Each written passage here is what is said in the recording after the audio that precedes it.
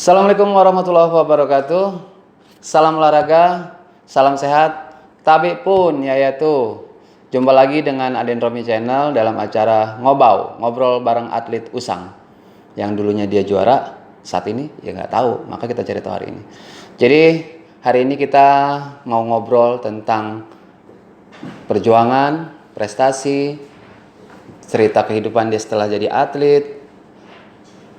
Nah, hari ini saya ajak ngobrol seorang karateka berprestasi, wanita, dan dia dulu juara Asia. Mbak Ana.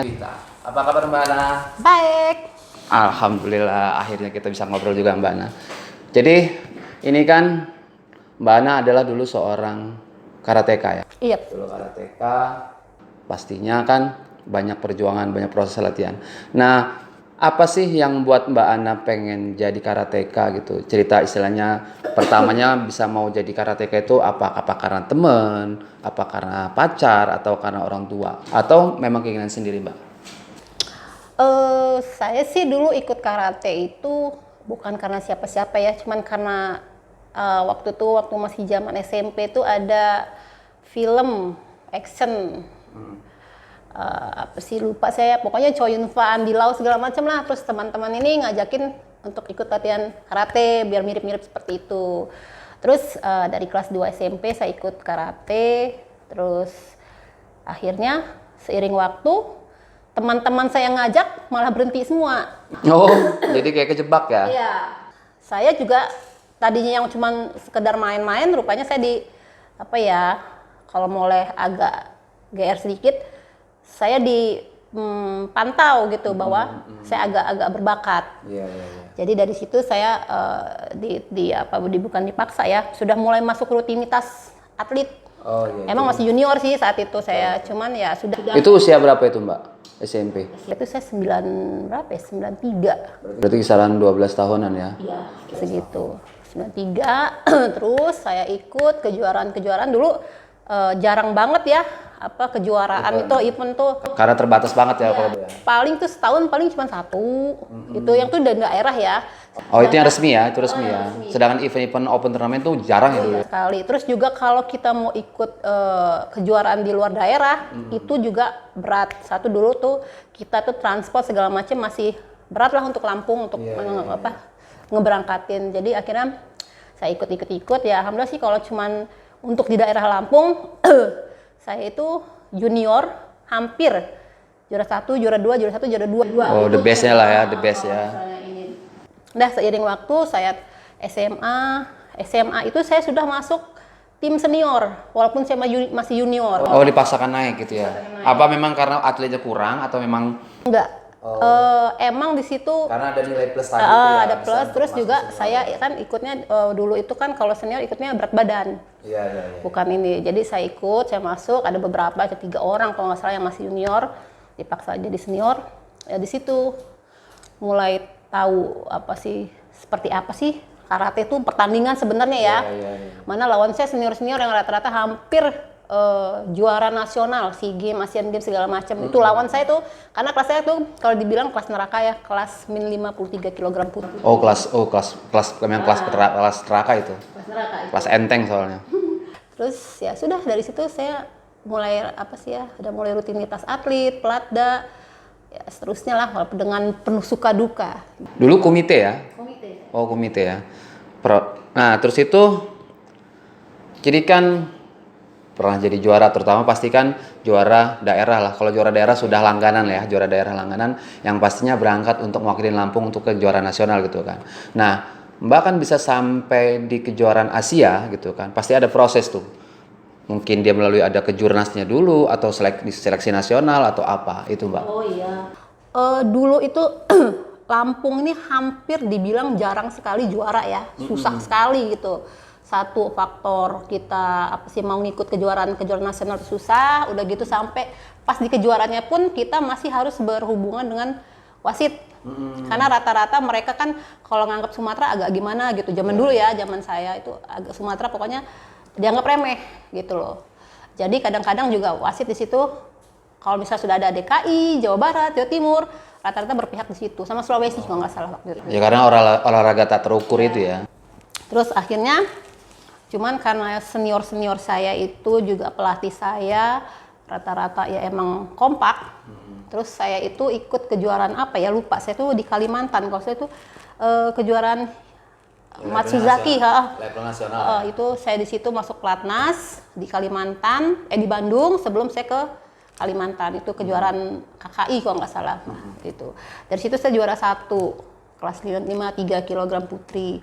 Kemudian saya ikut kejuaraan lagi, terus hampir juga 1-2. Maka dari situ saya dipanggil.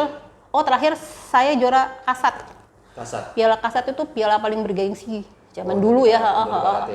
Dan paling bisa orang juara 3, itu saya juara 1. Alhamdulillah ya. Alhamdulillah juara 1. Mungkin itu dasar bisa masuk ke pelatnas mungkin ya. Saya sudah bilang walaupun itu saya masuk di kelas neraka itu mau ke semifinal aja kita harus ngalahin berapa orang ya pertandingan karate itu kan nggak bisa kalau apalagi kelasnya memang berat badannya banyak banget gitu ya. Karena piala kasat itu nggak peduli klub, perguruan, kabupaten atau itu semua ikut di situ. Oh, seperti open ya, seperti open ya. Nggak dibatasin segala macam nggak. Open. Saya itu semifinal itu ketemu dengan andalan Jawa Barat. Saya masih ingat tuh namanya Eva. Anaknya kecil dari saya. Cuman dia sudah pelatnas juga waktu itu kalau nggak salah. Saya lupa. Terus saya lawan dia. Saya dianggap remeh dong, Lampung. Dia dari Jabar. Tapi alhamdulillah saya menang. Itu loh saya yang ini. Jadi, waktu itu saya nggak bawa Lampung, saya bawa perguruan. Oh, bawa perguruan KKI. Oh, KKI pusat. jadi KKI pusat. Jadi saya tuh, tapi Lampung tetap support saya. Iya, karena kita asal dari Lampung ya. Dari Lampung. Gitu saya menang semifinal, mulai saya dilirik. Sama yang lain udah perhitungkan lah istilahnya begitu. Setelah itu kemudian saya masuk final. Masuk final tuh saya bakal ketemu dengan andalan Indonesia saat itu Beto. Oh, Beto. Beto tuh saya Memang juara nasionalnya itu ya, memang juara nasional ya. sama sekelas, tapi dia kidal. Oh. Dia kidal.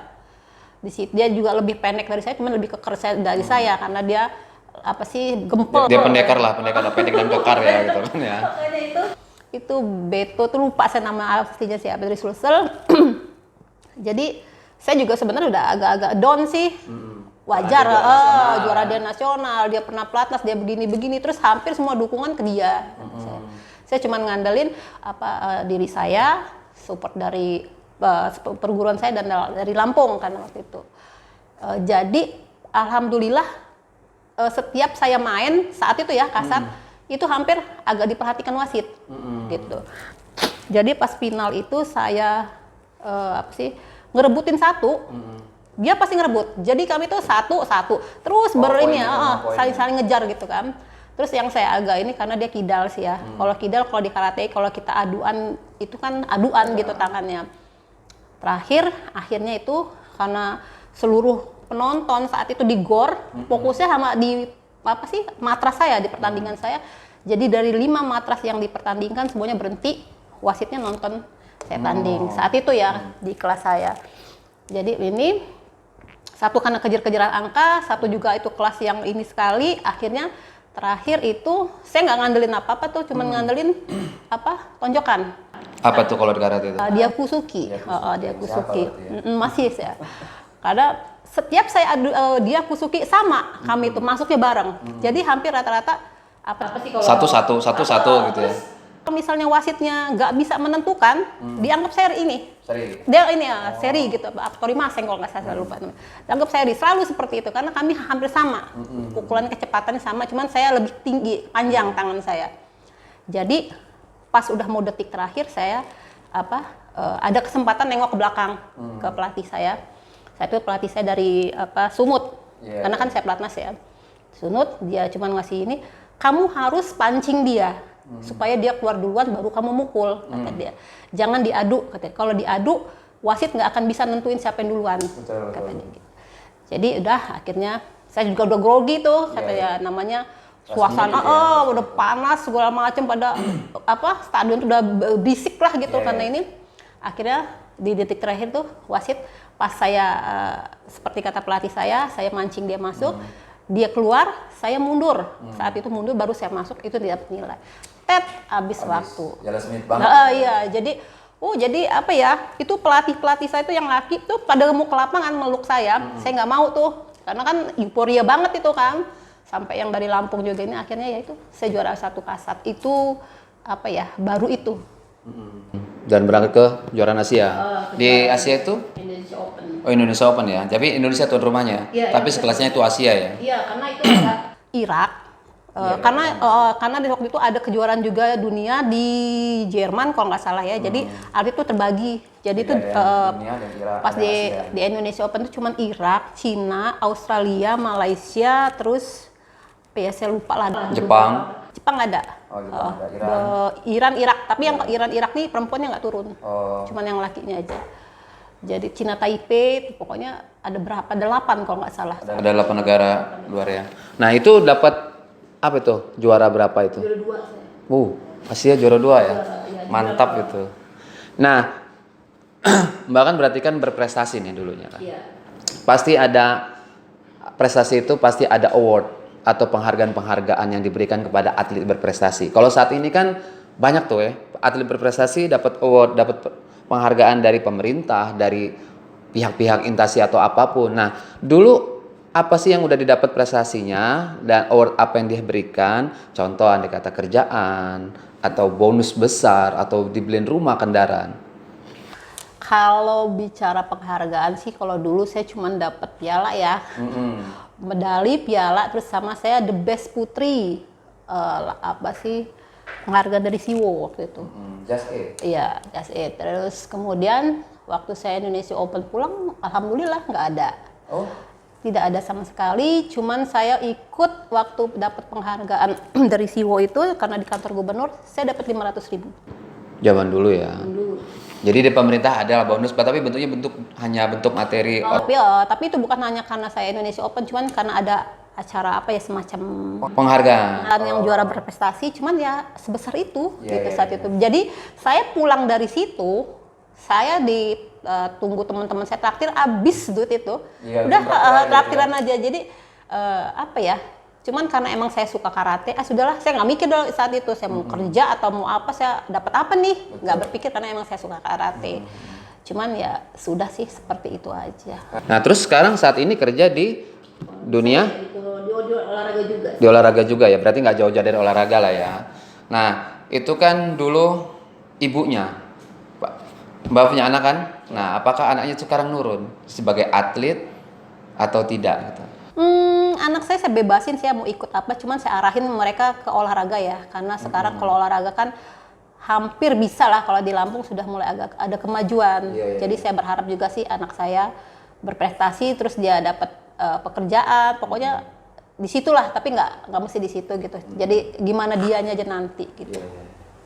Nah terus mengenai tadi anak ya kan, kenapa kan biasanya buah jatuh tidak jauh dari pohonnya gitu kan. Berarti kalau dibebasin dia bisa memilih cabang olahraga apapun gitu kan ya. Tapi Mbak lebih seneng cabang olahraganya bela diri atau permainan, atau memang dibebasin terserah gitu kan? Sebenarnya saya bebas ya. Saya suka sih sebenarnya di karate apa di mana di bela diri, cuman saya nggak tahu, saya ngerasa saya nggak siap ngeliat anak saya dipukulin. Padahal dulu ibunya tukang mukulin ya.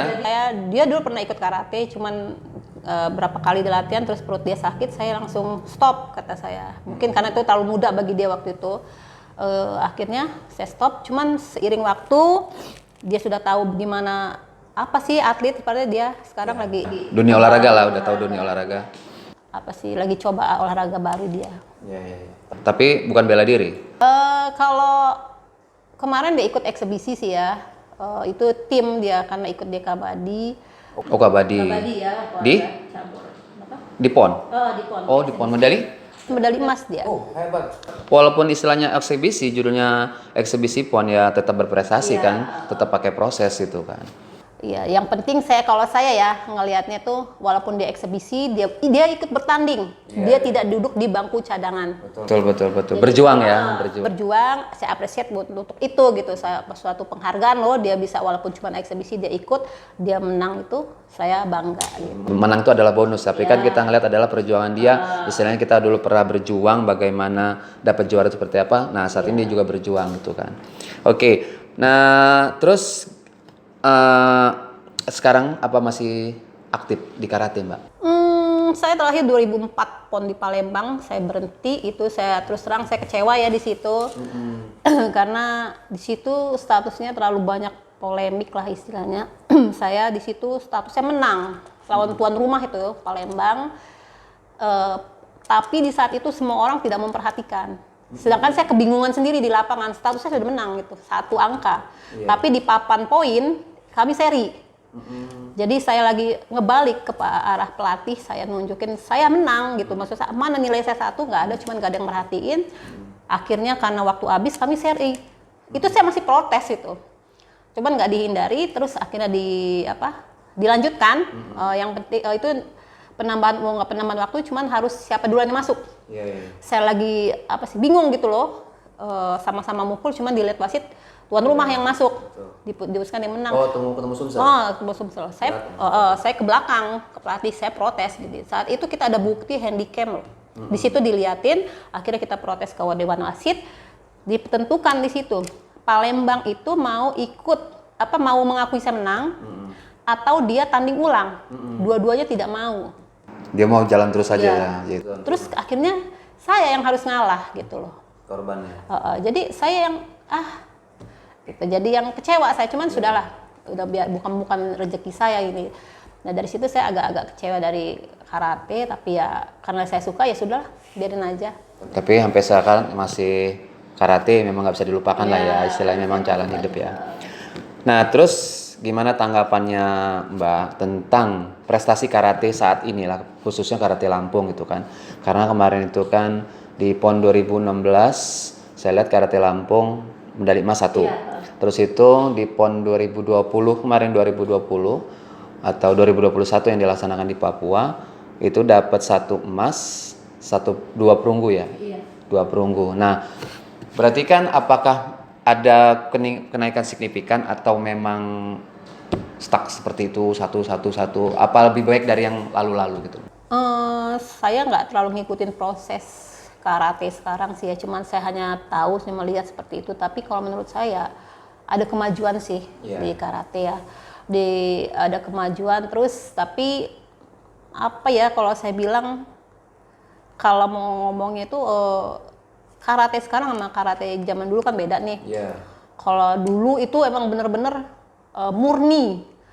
Kalau mukul harus bener, seininya kelihatan bener. Tapi kalau ya sekarang seperti itu juga, cuman ada bedanya lah kalau menurut saya ya. Lebih kalau kita lihat tuh dulu lebih bela diri. Iya. Kalau sekarang mungkin ada bela diri, ada bela wasit. Iya. Ya itu sudah rahasia umum itu. Apalagi namanya cabang olahraga bela diri, orang bela diri itu kan olahraga yang tidak terukur. Yang terkadang di mata kita bisa menang, tapi kenyataan kadang kayak kejadian tadi di 2004 gitu kan. Saya masuk tapi nilai saya nggak masuk gitu kan. Nah, itu kan tadi banyak proses perjuangan, terus itu tentang kemenangan, terus itu kekalahan di 2004 istilahnya. Mungkin di 2004 Mbak juga termasuk salah satu yang diperhitungkan, karena ini juara Asia nih, ada di PON. Berarti kan mungkin kadang-kadang kan di bedanya kayak pekan olahraga dengan kejuaraan. Kalau pekan olahraga kan lebih prestise daripada prestasi. Mungkin kita korban dari prestise itu gitu kan. Apalagi kita ketemu tuan rumah, bukan masalah curang, cuman prioritas, mungkin tuan rumah lebih prioritas.